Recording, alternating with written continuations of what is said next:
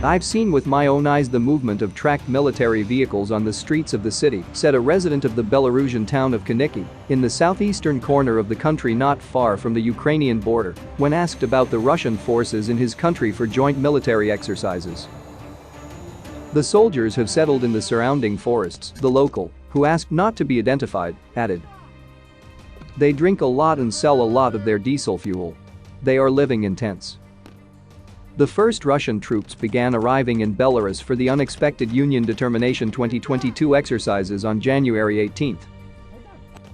The maneuvers, a 10-day exercise set to end on February 20, and involving an estimated 30,000 Russian troops and almost the entire Belarusian military, come at a time when Russia has massed military assets around Ukraine and in the occupied Ukrainian region of Crimea, sparking fears of a new invasion. NATO Secretary-General Jens Stoltenberg has called the Belarus exercises the biggest Russian deployment there since the Cold War. Kaniki, some 50 kilometers north of the Ukrainian border, was not originally on the Belarusian Defense Ministry's map for the exercises, but the military issued a new map when they began on February 10 after the appearance of Russian forces in the area was widely reported.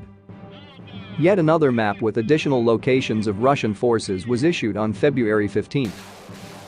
According to a Telegram channel that covers developments on Belarus's railroads, the Russians began unloading military equipment in Kaniki on the night of February 14 to 15.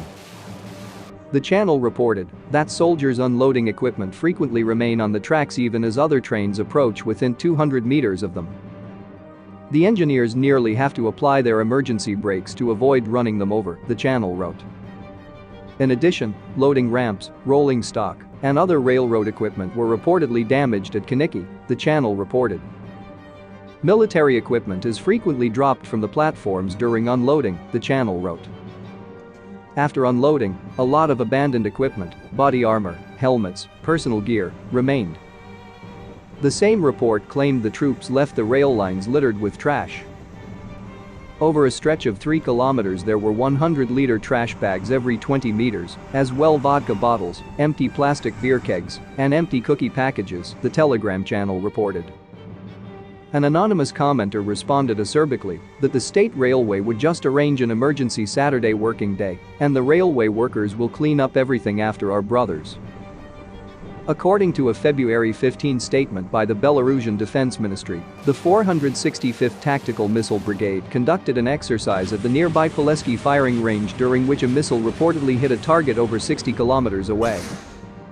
If the missile had been fired in a southeasterly direction, it would have been able to reach the Ukrainian city of Chernihiv. As tension mounted amid reports of increased shelling in eastern Ukraine, adding to fears that Russia could launch a new offensive against its neighbor, authoritarian Belarusian leader Alexander Lukashenko met with Russian President Vladimir Putin in Moscow on February 18. Ahead of the visit to Russia, Lukashenko said he and Putin would discuss whether the Russian forces would leave Belarus when the exercises conclude. U.S. officials say that Russia has been planning for a possible invasion of Ukraine that could come any day, and there are concerns that the troops now in Belarus could be used to attack Ukraine from the north.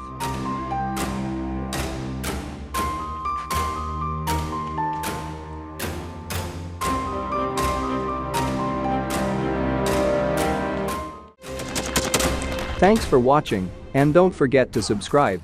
Also, if you want to support Warthog Defense, please become our member and get early access to new videos, exclusive members-only videos, and become administrator in comment section. The membership link is in the description. Rescues every day. We had a guy last week, it's 6 rescues in 6 days. You know, he's doing the job every day.